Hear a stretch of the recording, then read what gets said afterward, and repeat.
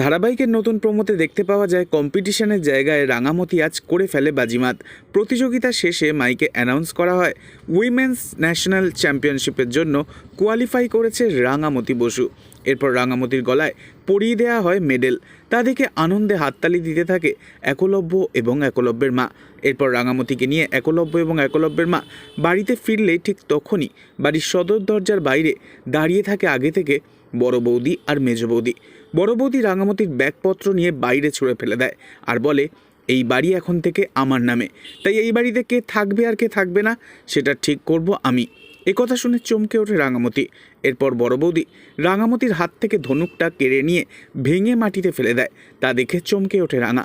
তখন বড় বৌদি বলে, এই ধনুকটাও তো এই বাড়ির টাকায় কেনা রাঙা। এরপর সেই ধনুকের ওপর কেরোসিন তেল ঢেলে আগুন জাগিয়ে দেয় বড় বৌদি আর মেজ বৌদি মিলে। এ দেখে চমকে ওঠে রাঙা। তখন বড় বৌদি বলে, এবার ফুটপাতে গিয়ে তীরন্দাজি প্র্যাকটিস করবি তুই, যা বেরিয়ে যা। এ কথা শুনে রাঙার দু চোখে জল চলে আসে। এরপর রাঙা দাউ দাউ করে জ্বলতে থাকা তীর ধনুকের ওপর হাত রেখে প্রতিজ্ঞা করে বলে, যে আগুনে আমার স্বপ্নটা পুড়ছে সেই আগুনে হাত রেখে আমি শপথ করছি, এর জবাব আমি দিবই। এ কথা শুনে হাসতে থাকে বড় বৌদি এবং মেজ বৌদি। তবে কি রাঙামতি পারবে এই অপমানের বদলা নিতে?